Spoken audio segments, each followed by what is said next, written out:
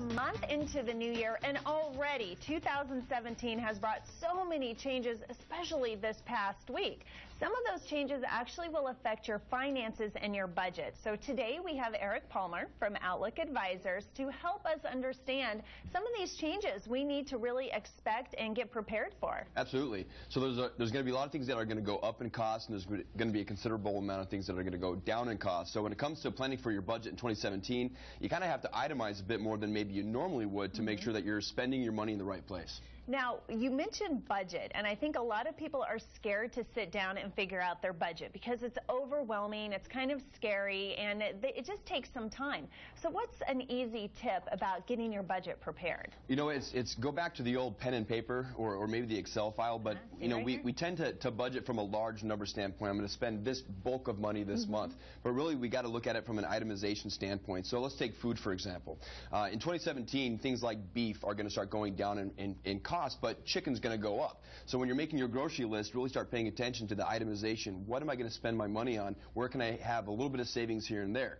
Avocados, for example, they've been high in price over the last several years, but we are going to actually see the price of avocados drop in 2017. So when you're doing your healthy salad planning, you know, focus on things like avocados because the prices are going to start to go down. You know, that's really interesting because over the years, it seems like beef has been very, very high, so people have always turned to chicken in order to basically make their budget stick. So that's interesting. And avocados, seriously, it seems like everybody waters down their guacamole because it's so expensive. Or coconut, that's a big thing too. You know, we're all into drinking coconut water now or different coconut products. The price of coconut's actually gone up 50% last year, and they expect it to continue to go up. So again, really pay attention to the things that you consume and pay close attention when you make list because it could save you a lot of money down the road. So maybe when you're figuring out your grocery list, look at the staples that you have, and then where can they find information on these things, like for beef and chicken, and maybe they like certain fruits or vegetables. Where can they get the information about those prices and what's going to happen? Google. I think that's the biggest one. Just start to Google some of the things that you like, and you'll actually be able to see whether it's trending up or down in cost. Oh, who would have thought that, right? Google.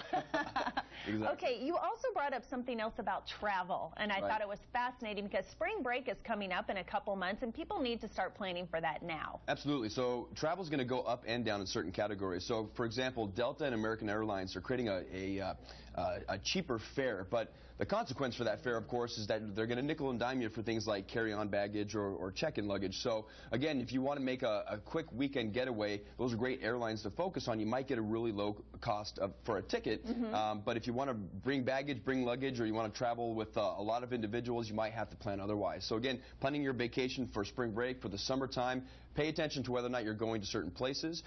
Things like Canada or even Western Europe, there's a lot of cost that's going to come down. The dollar's very strong, so we have more buying power you know, overseas right now. So again, really focusing on doing your research before you plan for your travel because you could save a lot of money down the road.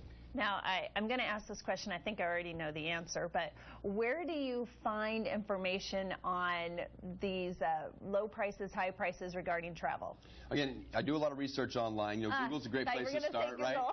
But focus on the resource or the source of the information, right? So look for major names, or of course the airlines themselves. They're making these announcements now. So if you follow a major news source like USA Today, you're going to get those notifications, and it'll give you enough heads up to know that that might be the airline to focus on. You know what? I noticed when I was planning travel, we just got back from out of state, and I know that the airlines nickel and dime you on everything, and I saw that there were some tools out there, apps, or I think I found Google, where you could put in where you wanted to go, and they would send you kind of like updates or something saying when fares were going up or down. Right, and a lot of times that's directly with the airline. So follow each and every airline directly, download their applications, and they'll send you notifications as well. Southwest Airlines is really good at doing that to let you know when they have a deal or when you can travel to a certain place domestically for a lot lower cost. So download all the applications. I know the notifications can be overwhelming, but it's going to save you a lot of money.